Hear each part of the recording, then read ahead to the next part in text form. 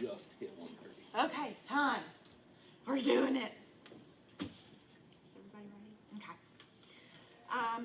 Hi, my name is Jessica Leonard, and I am reading from my new book, Conjuring the Witch, which is here. I am reading kind of an abridged version of it, so if you get the book and you're like, gee, I wish they talked a little bit more, they do. I'm just cutting it out for reading's sakes today.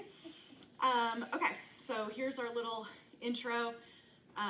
There are witches in the woods. These are the words the Reverend of the Lillian Assembly of Our Lord repeats to his parishioners each week. Steve and Nicole Warby think it's just a metaphor until Nicole takes a walk in those woods and comes back changed. Something came out of them with her, and the simple small town life they've always known is going to be forever changed. And so this section of the book takes place directly after she has come out of those woods. She actually falls asleep in the woods, and her husband finds her the next morning, not in the woods, but asleep in the church parking lot where he goes to find her. Okay. Nicole Warby felt different these days. It was hard for her to keep track of certain things. The time of day, for example, was especially tricky.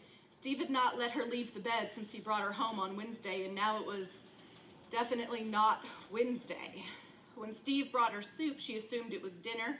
It could have just as easily been lunch. This did not help the matter of time. Not that it concerned her. She felt less concerned now than she had in years. How long have I been in this bed? It's only been a couple of days. I honestly feel fine, and the doctor said there's nothing wrong with me. You fell asleep in a parking lot. That isn't nothing. I told you before, I fell asleep in the woods. It's not better. Do I need to stay here forever? Steve didn't answer because he didn't know the answer. He didn't know how to help his wife, who kept insisting she didn't need any help. She'd been strange recently, and now she seemed different entirely.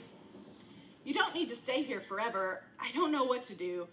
I want you to be well. I love you, Nicole. This was all true, yet he left out some truth. He omitted the one thing that was most true. He did not want her to embarrass him again. Nicole reached for his face. I want you to know that I'm all right. Her fingertips caressed his cheek, and he smiled. I won't scare you anymore. I'm going to be better now. I'd like that. Of course you would. And there was no accusation in her voice, only softness and mercy. I'm going to have to leave this room, and Steve, I don't want you to worry. Steve nodded. Nicole closed her eyes and seemed to sink further into the bed. He watched her for a few minutes until her breathing became long and regular. The air inside the room was heavy. It sat in Steve's lungs like molasses, and an alarming flash of dismay unfurled through his limbs like black smoke. I have to get out of here, he told the room. He took his wife's untouched bowl of soup and fled to the kitchen. His feet were led on the stairs, the bowl of soup so heavy he was afraid he might drop it. Panic tried to rise in his chest, but it wasn't strong enough to burst through the enormous density settling into his body. Fighting against the empty space, he trudged to their sun porch. The spell broke the moment he stepped outside, and he sucked cold air into his body and held it there, letting the oxygen absorb into his cells. The porch light was off, and that was okay. The lights from the house were enough for him to see the metal patio table and chairs, and he took one and laid his head down against the glass and closed his eyes. He just needed to rest. Time passed. Steve couldn't be sure how quickly. When he finally looked up, the lights inside the house were off. The yard was silent, as if every animal on earth was holding its breath, waiting to see what would happen. They knew something he didn't. He rose carefully, conscious of every breath he took as he walked to the door. It was locked. At first, he simply stood there, his mind not comprehending the situation. Nicole? He thought he heard something then, a laugh from somewhere out in the dark, or maybe it was wind chimes. We don't have any chimes, he told the sound. The sound giggled, and Steve tried the door handle again, still locked. Screw this, Steve muttered. The air was still, but at least it wasn't thick. He could breathe, but he wasn't keen on the idea of sleeping outside. The front door was also locked. He knew it would be. Nicole, he yelled. The house remained dark. Hey, Nicole! Nothing. He listened again for the wind chimes, holding his breath, and there it was. Something. Like a tinkling, light and playful, it was coming from the fields, and without any reason or thought, he went to it. He could see every star in the galaxy ahead of him as he plodded south toward the nearest cornfield. The stalks were tall, dry ghosts waiting to be exorcised. They would have flitted in the wind if there had been any. Steve hesitated for only a second before stepping into the rows, following the only sound left in the world. The stalks reached out and caressed his cheeks. The dirt below him was loose and soft. He took slow, even paces because he was afraid he'd trip over something in the dark. He looked up at the stars, but they had dimmed. He could only see 3 or 4 now, and the path ahead of him was getting darker by the second. He could make out something in front of him, a thin silhouette standing between the rows about 20 yards ahead. It hadn't been there, and then it was. It popped into existence and tried to convince Steve it had always been in the field, but he knew better. He wasn't going to be tricked by any shadows. "Nicole?" He whispered a question. He didn't want an answer. Whatever was here, he didn't want to know it. He took a step backward, and then he heard it, the laughter, the chimes. The shadow in front of him slowly swayed back and forth, the feet firmly planted, the body leaning impossibly far to the left, then right, then back. Slow, slow. How did it not fall? Steve was too afraid to look away. He took long, deliberate steps backward.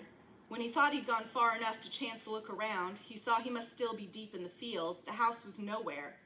He stretched up on his tiptoes and looked over the field. Still, all he could see was dark. A yelp escaped him when he looked back at the shape. It was closer now, so close he might have touched it if he reached, but he didn't.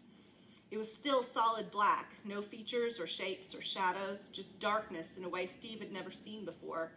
Darkness like he could walk right into it. His breath came out in hard, hot bursts. He gaped at the thing in front of him and began his retreat once again. Stepping backward, trying to keep himself under control, trying not to break and run or fall or die. It kept receding from him, but he still wasn't out of the corn, and that seemed impossible. He stopped. He lifted himself up onto his toes. He looked behind him. There was no house, no light, no sky. Only darkness and corn and the shape swaying gently from side to side, now only 3 feet in front of him. "Go away," Steve whispered. The shape stopped swaying and stood tall. Laughter like wind chimes filled the air, and Steve could no longer stay calm.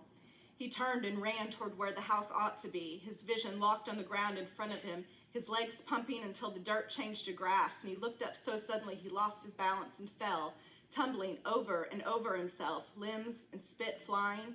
There it was, larger than life and real. His old 2-story farmhouse loomed from the darkness, and every light was on. He pulled himself from the ground and ran to the open front door. Nicole was there, holding it wide open for him. "Hello, lover," she purred as he exploded inside. Nicole closed the door behind him and leaned back against it. "You locked me out," he gasped. "Why would I do that?" "What?" Blood was ringing in his ears. "Come to bed, darling. You aren't well." Steve allowed his wife to lead him up the steps to the bedroom. In the hallway, she stepped behind him and gently nudged him toward the door, a soft whisper in his ear. "This is not real." "Is everything okay?" Nicole asked, sitting up in their bed. Steve whipped his head back and gazed, stunned, at the empty hallway. "This is not real," he said. "You bet your life it is," Nicole replied. "I think I was having a dream." He rubbed his eyes with the heel of his palms. As his vision blurred, he refocused on his wife, laying in the bed right where he'd left her earlier in the evening. Everything else seemed to come into focus as well. "I guess I fell asleep on the porch and had a nightmare," he offered a sheepish smile. "Things are really starting now," Nicole said, and laid her head back on the pillow. Steve walked to the bedroom window and looked out toward the fields to the south. It was time to harvest that field, first thing in the morning. He squinted and imagined a shape tick-tocking at the edge of the lawn. Just his imagination.